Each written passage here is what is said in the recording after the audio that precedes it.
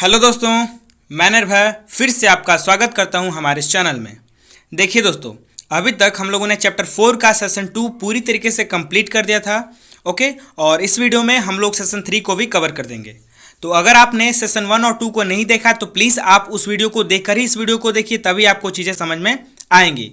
Okay, तो चलिए बिना लेट के स्टार्ट करते हैं इस वीडियो को। देखिए दोस्तों, आज हम लोग पढ़ेंगे द अर्थ इज लाइफ, मतलब कि अर्थ यानी पृथ्वी से संबंधित वर्ड और लाइफ यानी कि जीवन से संबंधित वर्ड। तो जो सबसे पहला वर्ड है वो है जियोलॉजिस्ट। अब देखिए, जियोलॉजिस्ट का मीनिंग हम लोगों ने सेशन 1 में क्या समझा था कि एक ऐसा साइंटिस्ट जो अर्थ के बारे में पढ़ता है। अर्थ के बारे में क्या, तो अर्थ का एग्जिस्टेंस कैसे है और अर्थ किन किन चीज़ों से मिलकर बना है। ओके, अब इसका हम इटिमोलॉजी देखते हैं। तो ये बेसिकली 3 वर्ड से मिलकर बना है। सबसे पहले जियो, दूसरा है लॉजी और तीसरा है आईएसटी। अब देखिए, जो जियो है वो ग्रीक लैंग्वेज जियो रूट वर्ड से मिलकर बना है और इस जियो का मतलब होता है अर्थ यानी पृथ्वी। और जो लॉजी है वही लोगोज रूट वर्ड से निकला है, मीनिंग होता है साइंस या स्टडी। और आईएसटी का मतलब होता है वन हु प्रैक्टिस इट, ये एक सफिक्स है। तो जियोलॉजिस्ट का मीनिंग क्या हो जाएगा कि एक ऐसा साइंटिस्ट जो अर्थ के बारे में साइंटिफिक स्टडी करता है उसको बोलते हैं जियोलॉजिस्ट। ओके, नेक्स्ट वर्ड है जियोमेट्री। अब देखिए दोस्तों, आप लोग कहते हैं ना कि यार मुझे जियोमेट्री बहुत अच्छी लगती है, बट आपने कभी सोचा है कि जियोमेट्री का इटिमोलॉजी क्या होता है? तो चलिए आज हम लोग उसका इटिमोलॉजी देखेंगे। ये बेसिकली 2 वर्ड से मिलकर बना है, एक जियो और दूसरा मैट्री। तो जो जियो है वो जियो रूट वर्ड से मिलकर बना है, इसका मतलब होता है अर्थ यानी कि पृथ्वी। और जो मैट्री है वो मैट्रॉन रूट वर्ड से निकला है, मीनिंग होता है मापन। तो देखिए, जियोमेट्री का मीनिंग क्या होता है, यानी कि मेजरमेंट ऑफ अर्थ। अर्थ का मतलब ये नहीं कि चले गए ग्लोब को नापने स्केल से। यहाँ पे जियो का मतलब है शेप, यानी कि ट्रायंगल या सर्कल या क्वाड्रिलेटरल या प्रिज्म या पिरामिड, जितने भी सारे शेप होते हैं उनको मेजर करने को बोलते हैं जियोमेट्री। अब देखिए, अगर कोई बंदा जियोमेट्री में एक्सपर्ट होता है तो उसको बोलते हैं जियोमेट्रिशियन, क्योंकि यहाँ पे आईसीएन लग जाता है और ICN stands for expertness. Okay, अब देखिए जो नेक्स्ट वर्ड है वो है जियोग्राफी। अब देखिए दोस्तों, जियोग्राफी भी एक एसएसटी का पार्ट होता है। तो जियोग्राफी का इटिमोलॉजी क्या होता है, कभी सोचा है आपने? देखिए, ये जो जियोग्राफी है वो 2 रूट वर्ड से मिलकर बना है। सबसे पहले जियो और दूसरा ग्राफी। तो जियो जो है वो वही जियो रूट वर्ड से मिलकर बना है, मीनिंग होता है अर्थ यानी पृथ्वी। और जो ग्राफी है वो ग्रेफीन रूट वर्ड से निकला है। इस ग्रेफीन का मतलब होता है टू राइट, यानी कि चीज़ों को लिखने को बोलते हैं ग्रेफीन। अच्छा, तो जियोग्राफी का मीनिंग क्या हो जाएगा, यानी राइटिंग अबाउट मैप, यानी मैपिंग के बारे में राइट करना, रिप्रेजेंट करना। मैपिंग इन द सेंस कि नदी, नाले, झील, तालाब, पर्वत, पहाड़, ये सारी चीज़ों को रिप्रेजेंट करने को बोलते हैं जियोग्राफी। मतलब जिस फील्ड में ये चीज़ें रिप्रेजेंट होती हैं उसको बोलते हैं जियोग्राफी। अब देखिए, जो नेक्स्ट वर्ड है वो है जॉर्ज। अब देखिए दोस्तों, जॉर्ज का मीनिंग क्या होगा? सबसे पहले इसका इटिमोलॉजी देखते हैं। ये बेसिकली 2 रूट वर्ड से मिलकर बना है, एक तो जियो और दूसरा है अर्ग। तो जो जियो है उसका मतलब होता है पृथ्वी और जो अर्ग है उसका मतलब होता है वर्क, क्योंकि ये अर्गॉन रूट वर्ड से निकला है। तो पृथ्वी पर काम करना मतलब क्या? कौन सा ऐसा बंदा होगा जो अर्थ पे सबसे पहले वर्कर हुआ होगा? तो बेसिकली इसका मीनिंग होता है फार्मर, यानी किसान ही तो होता है जो सबसे पहले पृथ्वी पर काम करता है। तो किसान को एक दूसरे लैंग्वेज में हम लोग जॉर्ज कहते हैं। ओके, आई होप आपको वर्ड्स क्लियर हो गए होंगे। अब देखिए, जो नेक्स्ट वर्ड है वो है बायोलॉजी। तो बायोलॉजी क्या है? ये एक बेसिकली साइंस का पार्ट है। जैसे कि हम लोग पढ़ते थे ना कि फिजिक्स, केमिस्ट्री, बायोलॉजी, तो वही बायोलॉजी है। उसमें हम लोग लिविंग थिंग्स के बारे में पढ़ते थे। इसका इटिमोलॉजी देखिए क्या होता है। ये बेसिकली 2 वर्ड से मिलकर बना है, सबसे पहले बायो और दूसरा है लॉजी। तो जो बायो है वो बायोज रूट वर्ड से निकला है, मीनिंग होता है लाइफ यानी कि जीवन। ओके, और जो लॉजी है वो लोगोज रूट वर्ड से निकला है, मीनिंग होता है साइंस या स्टडी करना।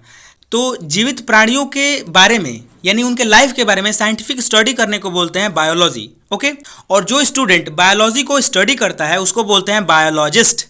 और जो बायोलॉजिकल है वो बायोलॉजी का एडजेक्टिव फॉर्म होता है। आई होप आपको चीज़ें समझ में आ गई होंगी। अब जो नेक्स्ट वर्ड है वो है बायोग्राफी। अब देखिए, बायोग्राफी में भी 2 वर्ड छुपा हुआ है, सबसे पहले बायो और दूसरा ग्राफी। जो बायो है वही बायोज रूट वर्ड से निकला है, मीनिंग होता है लाइफ। और जो ग्राफी है वो ग्रेफीन रूट वर्ड से निकला है, मीनिंग होता है लिखना। तो बायोग्राफी का मीनिंग क्या हो जाएगा, यानी राइटिंग अबाउट अदर्स लाइफ, यानी किसी की दूसरे लाइफ के बारे में लिखना। जैसे कि ये पर्सन ए है और ये पर्सन बी है, तो अगर ए बी के लाइफ के बारे में लिखेगा तो उसको बोलेंगे बायोग्राफी। बट ये अगर बी खुद अपने ही लाइफ के बारे में लिखेगा तो उसको बोलेंगे ऑटोबायोग्राफी, क्योंकि यहाँ पे ऑटो छुपा है और ऑटो का मतलब होता है सेल्फ, यानी सेल्फ के लाइफ के बारे में कुछ लिखने को बोलते हैं ऑटोबायोग्राफी। नेक्स्ट वर्ड है बायोप्सी। अब देखिए दोस्तों, इसमें भी दो वर्ड है, सबसे पहले बायो और दूसरा होता है ऑप्सी। तो जो बायो है वो बायोज रूट वर्ड से मिलकर बना है, इसका मीनिंग होता है लाइफ यानी कि जीवन।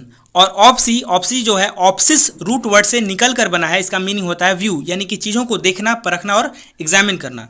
तो बायोप्सी का मीनिंग क्या हो जाएगा, किसी भी लिविंग ऑर्गेनिज्म के लाइफ को मेडिकली एग्जामिन करने की जो प्रोसेस होती है उसको बोलते हैं बायोप्सी, यानी कि पोस्टमार्टम करना। ओके, और इसी से एक मिलता जुलता वर्ड होता है ऑटोप्सी। ऑटोप्सी में क्या होता है, किसी भी लाश या शव को मेडिकल एग्जामिन किया जाता है, उसका भी चीड़ फाड़ करके देखा जाता है कि उसका कारण क्या है उस बॉडी का डेथ होने का। ठीक है, आई होप आपको समझ में आ गया होगा। अब जो नेक्स्ट वर्ड है वो है बोटानिस्ट। अब देखिए दोस्तों, बोटानिस्ट है, इसमें एक रूट वर्ड है बोटान, जो कि लैटिन लैंग्वेज से लिया गया है। इस बोटान का मतलब होता है प्लांट यानी कि पौधा। ओके, तो बोटानिस्ट का मीनिंग क्या हो जाएगा कि एक ऐसा साइंटिस्ट जो प्लांट लाइफ के बारे में साइंटिफिक स्टडी करता है उसको बोलते हैं बोटानिस्ट। ओके, नेक्स्ट वर्ड है जूओलॉजिस्ट। अब देखिए, जूओलॉजिस्ट में तीन वर्ड हैं, सबसे पहले जूओ, दूसरा है लॉजी और तीसरा है आईएसटी।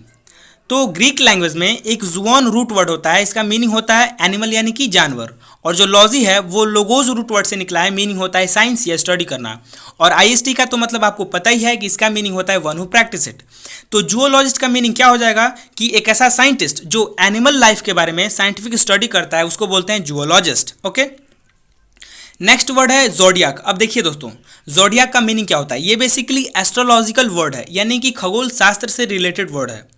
देखिए, जो सूर्य और चंद्रमा और जितने भी सारे ग्रह नक्षत्र होते हैं उनका जो पाथ होता है, यानी कि जिस एक्सिस के अराउंड वो चक्कर लगाते हैं उस पाथ को ही बोला जाता है जोडियाक। ओके, और इस पाथ को देखकर ही एस्ट्रोलॉजर यानी कि जो ज्योतिषाचार्य हैं वो प्रेडिक्ट करते हैं ह्यूमन लाइफ के बारे में। ओके, तो जोडियाक बेसिकली एक एस्ट्रोलॉजिकल वर्ड है जो कि सन और मून और प्लैनेट्स के पाथ को रिप्रेजेंट करता है।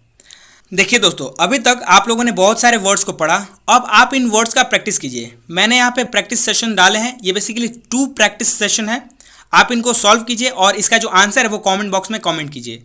मैं क्या कर रहा हूँ, 5 सेकंड तक रुक रहा हूँ, तब तक आप इन प्रैक्टिस पीडीएफ का स्क्रीनशॉट ले लीजिए। ओके,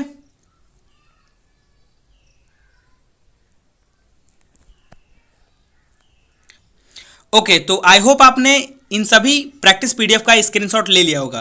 तो अब जो हमारा नेक्स्ट वीडियो होगा वो होगा सेशन 4, यानी कि जो भी वर्ड रह गए हैं उनको हम लोग सेशन 4 में कवर करेंगे। अब देखिए दोस्तों, अगर आपको चीज़ें समझ में आ रही हैं, वीडियोस अच्छे लग रहे हैं, तो प्लीज़ आप इस वीडियो को लाइक कीजिए और जितना हो सके अपने दोस्तों के साथ शेयर कीजिए ताकि वो भी इस कंटेंट का बेनिफिट ले सके। और लास्ट में, अगर आपका इस वीडियो से रिलेटेड कोई भी डाउट या कोई सजेशन है तो प्लीज़ कमेंट बॉक्स में जरूर लिखें ताकि हम उसको पढ़ के अपने आप में इंप्रूवमेंट ला सकें। और फाइनली, इस चैनल से जुड़े रहने के लिए इस चैनल को सब्सक्राइब कीजिए और बेल आइकन को जरूर प्रेस कीजिएगा। तो बस आज के लिए इतना ही, मिलते हैं अगले वीडियो में। तब तक के लिए वो कैप को पढ़ते रहिए और आगे बढ़ते रहिए, because everything in this world is nothing but the words.